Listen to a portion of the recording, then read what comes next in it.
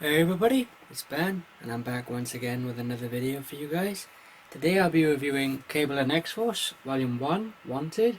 The series is written by Dennis Hopeless and illustrated by Salvador Larroca, and it's published by Marvel Comics as part of their Marvel Now initiative, and this first volume collects the first 5 issues of the series.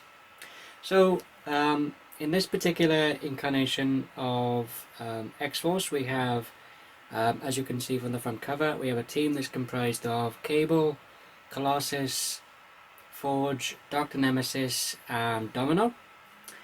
So the story starts out, and we find out in a very usual suspects-esque way that Cable and his X-Force team have just taken out a whole bunch of unarmed people. And if you haven't checked out the Usual Suspects film from 1995, highly recommend it. Such a fantastic film, and especially in the way that the story is told throughout the film. So anyway, here we see this really cool double-page spread of Salvador Larroca's artwork, showcasing the team, as you can see there and there. Larroca's artwork is kind of a cool blend of semi-stylized realism mixed with cartoonish style artwork, and that's also largely in part thanks to the colorist Frank Darmata. I hope I'm pronouncing that right. It's D'Armata. I hope you choose to pronounce that. And we see that we have a guest appearance from the Uncanny Avengers, particularly Havoc, who is technically Cable's uncle, because Cable is Cyclops or Scott Summers' son from a far flung future within the Marvel Universe. And as you can probably tell, Havoc isn't best pleased about the media implications and the public relations implications that this shows, particularly for not only for mutants in general, but for the Summers family, given that everything has gone on with Cyclops post Avengers vs. X-Men. And we also see that when Hope finds out that Cable, her old man, has been basically hiding in seclusion the entire time, she goes to see him and she's not best pleased. And there's a great scene where she can almost borrow people's abilities or powers, if you will. So she borrows Cable's telekinesis, and she starts basically controlling objects with her mind, as you can see there. And there's a great line from Dr. Nemesis where Forge asks what the hell is going on. He says, let's have a look. Omega level temper tantrum, duck and cover, which I thought was really funny. There's also a really great, endearing, character-defining moment and a relationship-defining moment for Cable and Hope. Particularly a really endearing father and daughter relationship between the two. And you find out that the reason that Cable and his X-Force team took out all of those unarmed people at the start of the beginning of the story of issue 1 in the first issue, much later on. There's also some really cool scenes with Hope where she's doing the whole superheroine thing, as she's seen in a pretty good limelight in terms of the public, because she is considered to be the mutant messiah, and also she played a pivotal role in the end of Avengers vs. X-Men. And there's some great banter that takes place between Domino and Hope. And there's also some more great scenes which take place between Cable and Domino. We find out her real name, or her Christian name, if you will, is Nina. But I'm more cool with Domino just being referred to as Domino, but that's just a personal preference. And there's a great conversation which takes place between Dom and Cable, where she's basically telling Cable, Hope is waiting for you to go and be a more of a father figure to her, instead of being an absentee father who's barely around all the time, considering that Cable raised Hope in his far-flung future, and basically he trained Hope from birth to be pretty much a time-jumping badass warrior that Cable trained her to be. But at the same time, with Cable not being around much, she has some pretty complex emotions when it comes to her old man.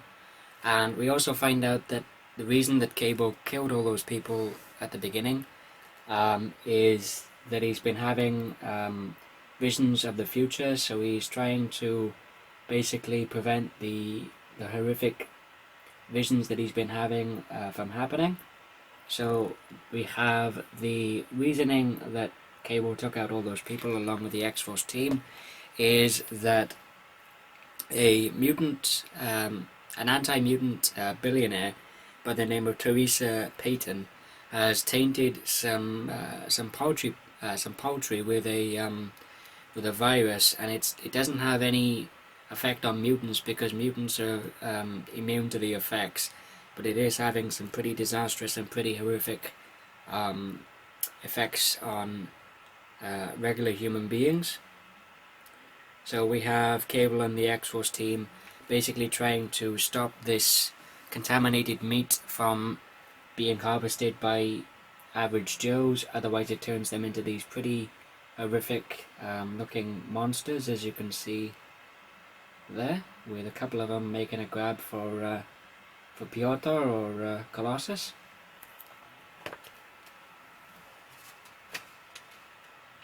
There's also some really interesting developments for Colossus's powers, again, post Avengers vs. X-Men, because as you know, those who were part of the Phoenix Force 5, so we had Colossus, Emma Frost, Namor,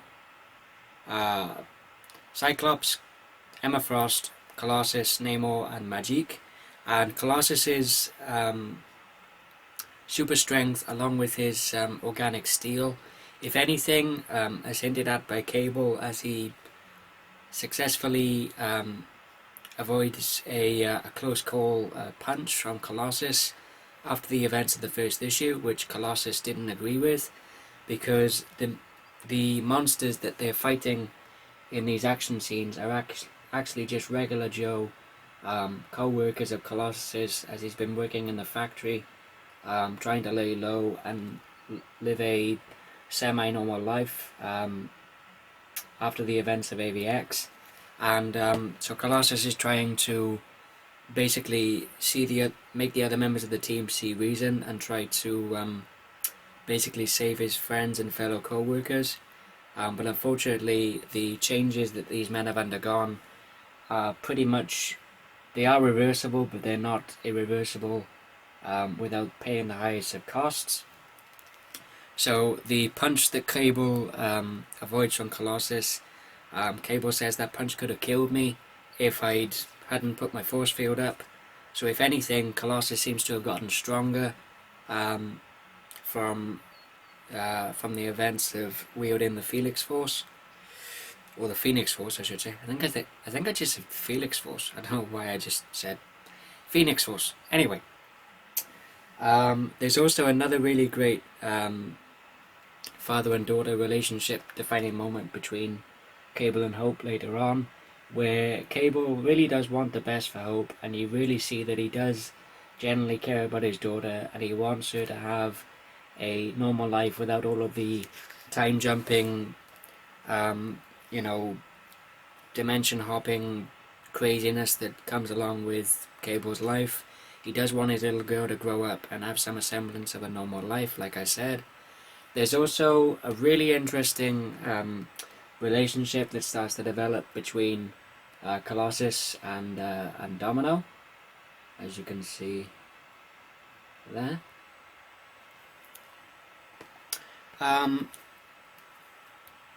Yeah, this is just a really, really solid series. I really want to give a big shout out and a big thanks to DavidusRaccoonus, or David, and also WhiteJamesBrandon for doing. David did a review of the first volume, which I'm reviewing at the moment, or rambling thoughts on Cable and X-Force Volume 1. And also, WhiteJamesBrandon really swears by this series, from reviewing the single issues in his subscriptions videos that he does on his channel. The writing by Dennis Hopeless is really solid, who I hadn't read anything by him previously until reading this first trade of this series. Salvador Larroca's artwork, as I said, it's a pretty cool blend of semi-stylized realism meets a cartoony style of artwork. It might not be for everybody. I first saw Larroca's artwork on the first volume of his and Matt Fraction's run on the Invincible Iron Man, pre the Marvel Now reboot. One thing I forgot to mention, there's also some really funny dialogue between Forge and Dr. Nemesis over, if I can just find the page, over video game scores. And there's also some great humour dialogue from Dr. Nemesis on the last couple of pages of the final issue of issue 5, which I thought was a really great part on the writing of Dennis Hopeless. So as I said, really solid writing and storytelling. Hopeless writes a really intriguing, engaging and compelling story. The artwork by Salvador Larroca is really good, but as I said, it might not be an art style that's aesthetically pleasing to everybody, or might not be everyone's cup of tea. This series is pretty much a Spec Ops, Covert Ops, Black Ops, X-Men team series, I guess. So if the premise of the series interests you, or if you're a fan of the characters, or if you've been missing a book with Cable in it and you're a huge Cable fan, I definitely recommend Cable and X-Force. If I had to give this first volume a rating, I'd give it a 4.5 out of 5. I really enjoyed it, and I highly recommend it. And that about concludes this review video, guys. Thank you everybody for watching. Hope you all enjoyed the video. If you did, give it a thumbs up. Didn't like it, thumbs it down. But as I always say, if you thumbs down the video, please feel free to tell me why in the comments below, or send me a private message. If this is your first time here, please feel free to subscribe. And until next time, this is Gambit896 signing off. And as always, remember, keep reading those comics, and I'll see you guys next time. Take care.